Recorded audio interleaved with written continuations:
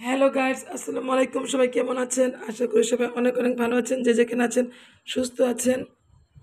আমি রুবিনা ইয়াসমিন আরেকটা নতুন সুন্দর একটা ব্লগ নিয়ে হাজির হয়েছি, আশা করি আপনারা দেখবেন। তো মেয়ে হওয়ার পর থেকে আমি শাড়ি পরি না, অনেক দিন হলো শাড়ি পরা হয় না। তো কাপড় ভাঁজ করতে গিয়ে মনে হলো যে একটু আজকে শাড়ি পরি। তো যেহেতু শাড়ি আমি তো সুন্দর করে পরতে পারি না, তো হঠাৎ করে ননসকে ফোন দিলাম যে আপু আমাকে একটু শাড়ি পরিয়ে দেন।